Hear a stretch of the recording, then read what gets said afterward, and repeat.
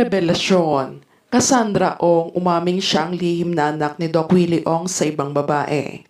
Tila nitong araw nga lang ginulat ni Cassandra Ong ang lahat ng aminin at ibahagi nito ang kanyang family background sa Senate of their another hearing nitong September 15, 2024. Pagbabahagi nito, siya nga daw ay may lahing half Chinese and half Filipino dahil ang tanging tatay umano niya ay isang Pilipino at ito nga is Doc Willie Ong at ang kanya namang ina ay isang Chinese at ito naman ay si Lee Chia-ying. Subalit matatandaan marami na nga din naglalabasan ng issue at speculation mula kina Doc Willie Ong at Cassandra Ong. Ito nga ay nagsimula noong mapansin ng ilan ang last name ng bawat isa at pinagkumpara nga din nila ang larawan ng dalawa na tila nga ay may pagkakahawig ang mga ito na hindi naman mayakila na wala umanong kaugnayan si Doc Willie sa Pogo Teen member na si Cassandra Ong. Ayon pa sa balita, pasekreto nga daw na inilihim ni Doc Willie Ong sa publiko ang pagkakaroon ng anak nito sa una. Matapos nga nito mag-abroad ng ilang taon at nakabuntis bago makauwi ng Pinas na siyang hindi umano nalalaman ng legal wife nitong si Doc Lisa.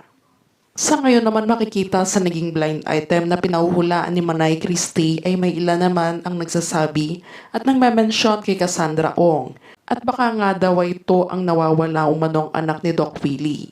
Ngunit sa painit na issue naman na ito ay tila naman naging missing na aksyon naman dito si Doc Willie Ong at umiiwas sa pag-i-interview sa kanya sa showbiz industry at nananahimik sa media.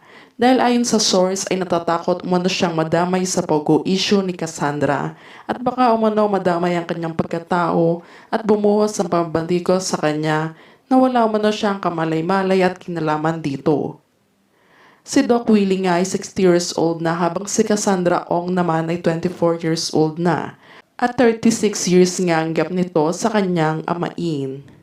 Samantalang ngayon naman ay muli ngang ginulat ni Manay Christie ang lahat nung muli nitong ungkati ng issue mula sa mag-ama at tila nga hindi nito pinatatahimik ang pamilya Ong na sabihin ang katotohanan. Sa pagkakataon na ito ay may in-insert nga siyang deleted photo sa Instagram account ni Doc Willie kung saan kitang-kita dito ang galak at saya nila ni Cassandra na muli silang magtagpo at magkapiling sa unang pagkikita ng mga ito.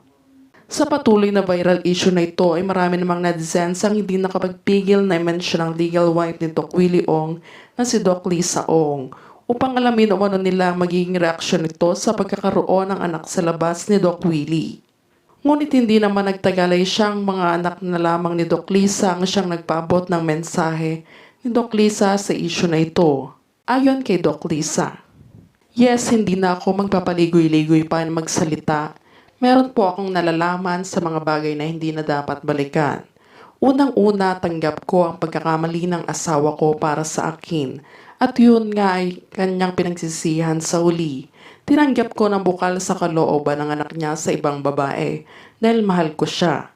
Actually, sobrang proud ko din kay Doc Willie dahil sobrang multitask niya sa pamilya, anak at sa anak niya sa labas. Kasi nagpapaabot siya ng pinansyal na pangangailangan namin at hindi siya nagkukulang bilang ama."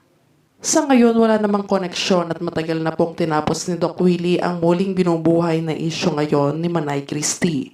At sana ay maging masaya na lang po tayo sa buhay-buhay natin. At hanggang dito na lamang po ang maibibigay kong impormasyon ukol sa aking personal problem at pamilya. Dahil mas gusto ko po ang mas pribado na buhay. Dahil sa ginagalang ko din ang pananahimik ng ina ni Cassandra na si Lee Chia-ying.